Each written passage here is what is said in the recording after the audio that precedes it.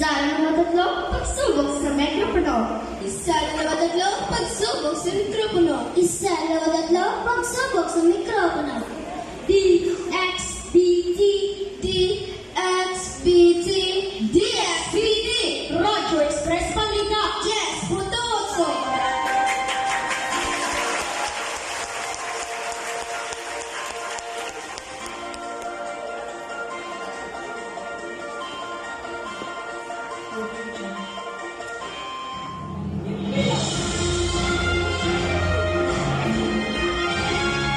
Bilang walang kinikilingan.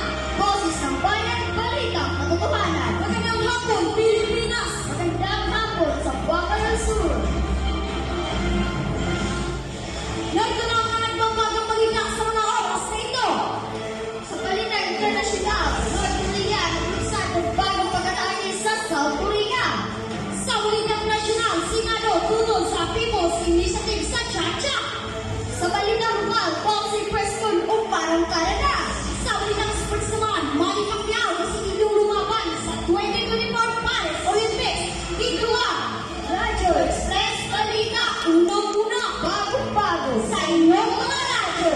Sa Conversa ng News Information Center. Oras, 10 minuto, makalipas ang alas 2 ng hapon, hatid sa inyo na opisyal na pinagkan na Bagon sa Pugon Elementary School. Magandang hapon sa tuwing, kaya nag-earnest na nalawan ng Petrels. Sa detalye ang mga nagbabagang balita, North Korea may bagong pag-atake sa South Korea. Naglaro sa lanita, ibalita ko. Nagpasabog ang North Korea ng maraming cross missile sa silangang baybayin ng South Korea. Hindi kinaukoy kung gaano karami ang mga missile na inalusad. Nakikipagtulungan ng South Korea sa Estados Unidos upang suriin ang pinakabagong pag-atake ng North Korea. Ako, si Kapero Saranita, nagbabalita! Senado, tulong sa People's Initiative sa Chacha, Los Angeles, ibalita ko. Naglabas sa manifesto ang Senado para tutulan at kundinahin ang People's Initiative bilang paraan ng pag-amyenda sa 1987 Constitution. Napapahala ang mga senador na masagawa ang Chacha na walang pagsang-ayon ng Senado. Wala na naman ang laban ng boto ng 24 na senador kontra sa 316 na kongresista. Kung gagawin ko kasama ang pagboto ng Kamara at Senado, Luskula, nagbabalita!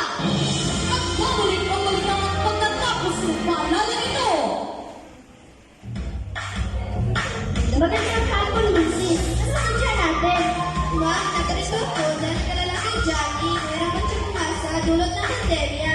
Huwag kang mag-alala, Mrs. Pwede meron sa Katekan ang Kacha Friday. Bakit, ma'am? Anong meron sa Kacha Friday? Nakadesign na ang Kacha Fridays upang makamit ang hangarin ng basic education sa pag-formula sa pag-uasa at makatulong na maiangat ang academic performance ng mga estudyante. Ang ganda naman sa programang yan, ma'am. Nay! Nasa na po ako sa magbabasa! Talaga ba, anak? Sige nga, meron akong dyaryo dito. Basahin mo nga ito. Malungkot ang maguro dahil walang sanang i-impress ngayong taon. Ang galing ng anak ko. Salamat sa Diyos. Nasa